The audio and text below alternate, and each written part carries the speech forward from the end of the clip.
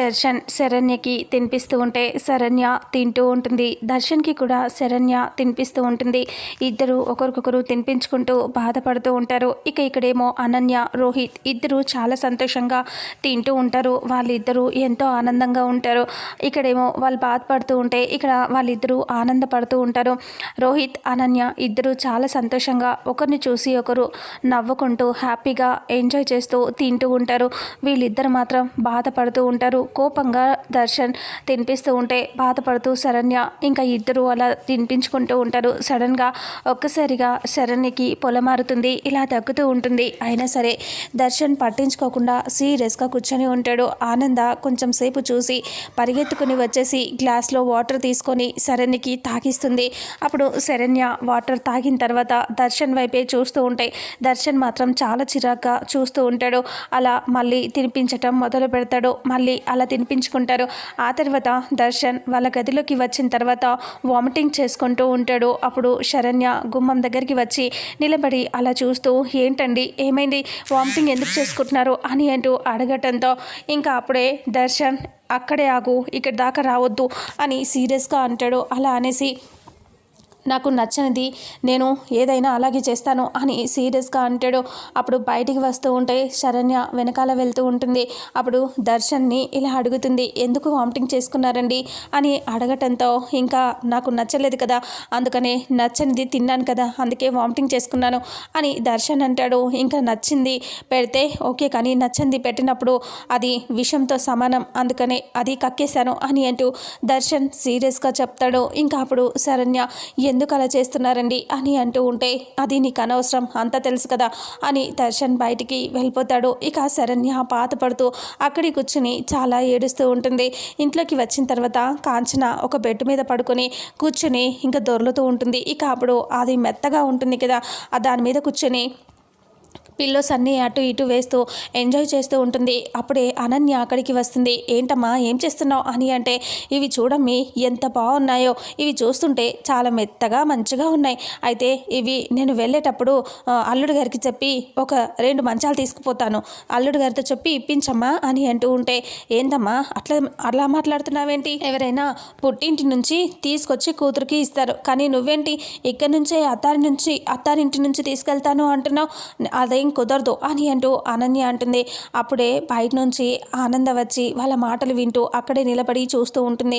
అప్పుడు ఆనంద ఇలా సీరియస్గా ఉంటుంది. కాంచన ఇలా అంటుంది, ఏందమ్మి మొత్తం మా ఇల్లు మీ ఇల్లు అని వేరు చేసేస్తున్నావేంటి అని అనటంతో, అప్పుడే మీ అత్తారిల్లు నీ ఆస్తి అని అనుకుంటున్నావా నువ్వు అని అంటే, అవును నేను అలాగే అనుకుంటాను, ఇంకా కొద్ది రోజులు ఆగు, ఇక్కడ అంత చక్కబడాలి కదా అంటే, ఇంకేం చక్కబడాలమ్మి, నువ్వనుకున్నట్టుగానే ఆనంద భైరవి మొహం మీద కొట్టినట్టు తను ఏ ఇంటికి కోడలు కాదు అనుకుంటే నువ్వు ఈ ఇంటికే కోడల్ని అయ్యి చూపిస్తాను అన్నావు, అలాగే ఇంటికి కోడలు అయ్యావు, ఆనంద భైరవిని తల మీద కొట్టినట్టు చేశావు, మరి ఇంకేం కావాలి నీకు ఇంకా అంటే, శోభనం జరగాలి, అప్పుడే కదా మొత్తం అయిపోయినట్టుగా ఉంటుంది అని కాంచనతో అంటుంది సీరియస్గా. అప్పుడు అవునమ్మి, శోభనం అయిపోతే నీకు ఇంకా ఈ ఇంట్లో ఎదురు తిరిగేది ఎవరూ ఉండరు, మొత్తం ఇదంతా నీ చేతుల్లోకి వచ్చేస్తుంది కదా అని అంటూ ఉండటంతో, అప్పుడు అవును శోభనం జరగాలి, అదొకటి జరిగిపోతే అంత జరుగుతుంది ఈరోజు శోభనం జరుగుతుంది అని అనన్య అంటుంది. ఇక బయట నుంచి చూస్తూ ఆనంద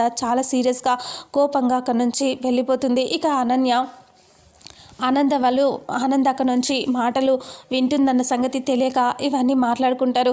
ఆనంద వెళ్ళిపోయి నగలన్నీ సర్దుతూ ఉంటుంది. అప్పుడే అనన్య అక్కడికి వచ్చేస్తుంది. ఇంకా బయట ఏమో దర్శన్ బాధపడుతూ బయట వెళ్ళి పడుకొని ఉంటాడు లాన్లో. అప్పుడే రోహిత్ వచ్చేసి దర్శన్ దగ్గరికి వచ్చి, రే ఏంటి ఇక్కడ పడుకున్నావు అని అనటంతో, అప్పుడు దర్శన్ ఏం లేదన్నయ్య అని అంటాడు. అదేంటి డల్గా ఉన్నావేంట్రా, సారీరా నీ పెళ్ళికి నేను ఉండలేకపోయాను, ఏదో అనుకోకుండా అలా బయటికి వెళ్ళాను, అలా జరిగిపోయింది అని అంటే, పోనీలే అన్నయ్య, నా పెళ్ళికి ఉండకపోతే ఏంటి, నీకంటూ ఒక లైఫ్ వచ్చింది, అప్పుడు నువ్వు మోసపోయినా ఇప్పుడు నీకంటూ మంచి జీవితం దొరికింది కదా, అందుకు నువ్వు సంతోషించాలన్నయ్య అంటే, ఏదో కావాలని చేయలేదురా, అనుకోకుండా అలా జరిగిపోయింది అంతే అని అంటే, నువ్వు నాకు సంజయిషి చెప్పాల్సిన అవసరం లేదన్నయ్య, ఇంతకుముందు నేను చూసి అందరూ భయపడేవాళ్ళు, నువ్వేమైపోతావో అని కంగారు పడేవాళ్ళు, కానీ ఇప్పుడు చూడు అందరూ సంతోషంగా ఉన్నారన్నయ్య అని అంటూ, నువ్వు నీ లైఫ్ సెట్ సెట్ అయిపోయిందని అందరూ ఆనందపడుతున్నారు. నువ్వు ఇంకా ఆలోచించాల్సిన అవసరం లేనే లేదన్నయ్య అని చెప్పగానే ఇంకా అప్పుడే రోహిత్ సరేరా, నీ లైఫ్ కూడా మంచిగా ఉండాలి, నువ్వు కూడా మంచి అమ్మాయిని నువ్వు ఇష్టపడి చేసుకున్నావు, ఆ అమ్మాయి కూడా చాలా చిన్నపిల్ల, చాలా మంచిది, తనని అర్థం చేసుకొని ఇద్దరు సంతోషంగా ఉండండి, ఏవో చిన్న చిన్న తప్పులు జరిగినా తను తెలిసి తెలియక ఏమైనా తప్పులు చేసినా క్షమించేసాయి అని అంటూ ఉంటే సరేనయ్య అని అంటూ రోహిత్ సీరియస్గా అంటాడు.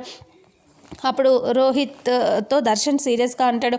రోహిత్ అంటాడు, సరే రా లోపలికి వెళ్దాం రా అంటే, నేను ఇప్పుడే రానన్నయ్య, కొంచెం సేపు ఆగి ఒక 5 minutes తర్వాత వస్తాను, నువ్వు వెళ్ళన్నయ్య అని అంటూ దర్శన్ అంటాడు. సరే అని చెప్పి రోహిత్ వెళ్ళిపోతాడు. ఇక అప్పుడే దర్శన్ తను తెలిసి తెలియక చిన్న తప్పులు చేయలేదు, చాలా పెద్ద తప్పే చేసింది, నా జీవితాన్ని నాశనం చేసేసింది అని దర్శన్ సీరియస్గా ఆలోచిస్తూ ఉంటాడు. ఆ తర్వాత ఇంకా ఆనంద నగలన్నీ సర్దుతూ ఉంటే అనన్య అక్కడికి వచ్చి సీరియస్గా చూస్తుంది.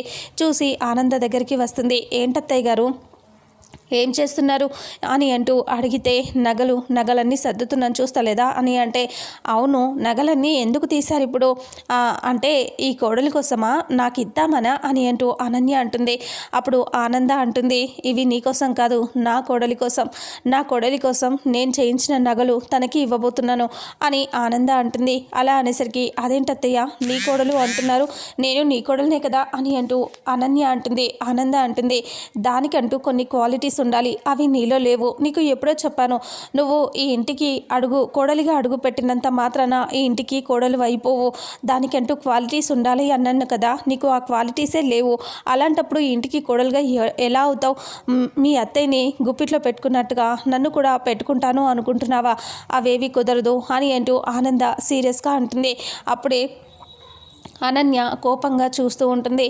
చూడు, నువ్వు అనుకున్నావు నువ్వు ఇంటికి కోడలైపోతే సరిపోతుంది, అంతా నా చేతుల్లోకి వస్తుంది అని, కానీ ఇక్కడ అలాంటివి ఏమీ జరగవు అని అంటూ ఆనంద అంటుంది. ఇంకా అప్పుడే అనన్య, మీరు అన్నారు కదా అత్తయ్య, మీరే చెప్పారు కదా, నేను ఏ ఇంటికి కోడలిని అయ్యే అర్హత నీకు లేదు అన్నావు కదా, చూడు మీ ఇంటికే నీ ఇంటి కోడలుగా వచ్చాను నేను అని అంటూ అనన్య అంటుంది. ఇంకేం కావాలి, నేనేదైనా సాధించగలను అని చెప్పటానికి అని అనన్య అంటుంది. ఇక ఆనంద, చూడు నువ్వు అనుకున్నంత మాత్రాన ఏవీ సరిపోవు, నువ్వు అనుకున్నంత మాత్రాన అన్నీ జరగవు అని, మా అక్కలాగా నేను చెప్పిందంతా నమ్మేస్తాను అనుకుంటున్నావా అని ఆనంద సీరియస్గా అంటుంది. ఆ తర్వాత నగలన్నీ తీసుకొని బయటికి వచ్చేస్తూ ఉంటుంది అనన్య ఏమో లీలావతి దగ్గరికి వస్తుంది. లీలావతి బీరువాలో ఏదో సర్దుతూ ఉంటుంది. అప్పుడే అక్కడికి వచ్చేసి అత్తయ్య అని అంటూ అమాయకంగా అంటుంది అనన్య.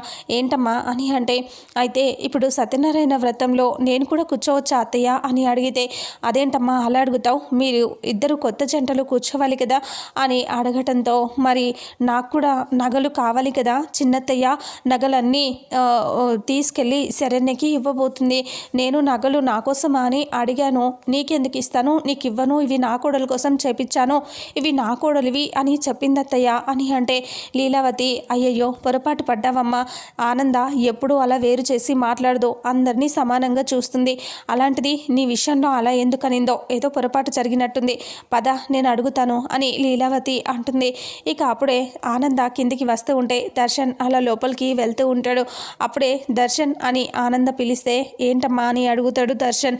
అయితే శరణ్యని ఏం చేస్తుంది అని అంటే, తను లోపల ఉన్నట్టుంది అని అంటూ దర్శన్ అంటే, ఒకసారి పిలు, తనకి నగలు ఇవ్వాలి అని అంటే, సరే అని దర్శన్ పైకి వెళ్తాడు. ఇక శరణ్య ఏమో బాధపడుతూ చాలా ఏడుస్తూ ఇంకా అంటే సీరియస్గా డీప్గా ఆలోచిస్తూ దర్శన్ చెప్పిన మాటలు తిట్టిన మాటలు అన్నీ గుర్తు తెచ్చుకుంటూ అక్కడ ఇల్లంతా సర్దుతూ ఉంటుంది. ఇక అప్పుడే దర్శన్ వెళ్ళి చూస్తే శరణ్య దర్శన్ని చూడకుండా పట్టించుకోకుండా అలా ఇల్లు సర్దుతూ ఉంటుంది.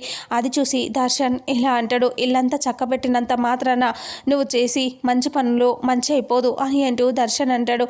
అలా అనేసరికి శరణ్య ఏమైందండి అలా అంటున్నారు అంటే, నువ్వు ఇల్లు చక్కబెట్టినంత మాత్రాన అది అన్ని మంచి పనులు చేస్తున్నట్టు కాదు కదా అని అంటూ, సరే నేను అమ్మ పిలుస్తుంది పద అని అంటే, ఎందుకండి అంటే, నువ్వు వేసిన గాలం బాగానే పడింది కదా, ఇప్పుడు నువ్వు అనుకున్నది జరగబోతుంది, నగలు ఆస్తులు ఇవి కావాలనే కదా నువ్వు ఇక్కడికి వచ్చింది, అవే నగలు నీ దగ్గరికి రాబోతున్నాయి, పద అని అంటే అప్పుడు ఏంటండి అలా మాట్లాడుతున్నారు, నేను ఏ ఆస్తుల కోసం నగల కోసం నేను రాలేదు, నలుగురితో మంచిగా ఉండాలని నా అభిప్రాయం, అంతేకాని ఇలా ఆస్తులతో ఏం సాధించలేం కదా అని అంటూ ఉంటే మాటలు బాగానే చెప్తావు, నీ మాటలకి పడిపోయే వాళ్ళు ఇక్కడ ఎవరు లేరు, పద అనేసి సీరియస్గా వెళ్ళిపోతాడు దర్శన్.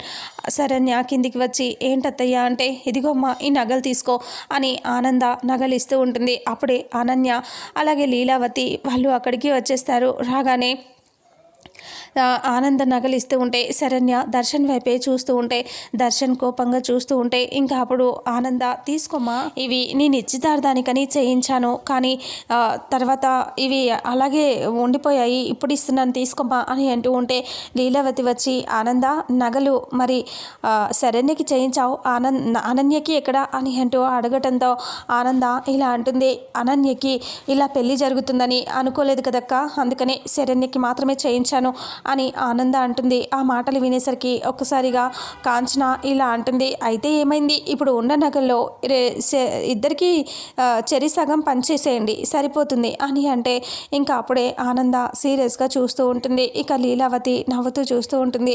ఇక ఆనంద ఏం డిసైడ్ అవుతుంది, అనన్యకి నగలు ఇచ్చేస్తుందా ఇవ్వదా, అసలు ఏం జరుగుతుంది అనేది రాబోయే నెక్స్ట్ ఫుల్ ఎపిసోడ్లో తెలుసుకుందాం. వీడియోని చూసిన ప్రతి ఒక్కరూ వీడియోని లైక్ చేయండి, షేర్ చేయండి, కామెంట్ చేయండి. అలాగే మన ఛానల్లో మరిన్ని అప్డేట్స్ కోసం ఛానల్ని సబ్స్క్రైబ్ చేసుకోండి. Thank you so much.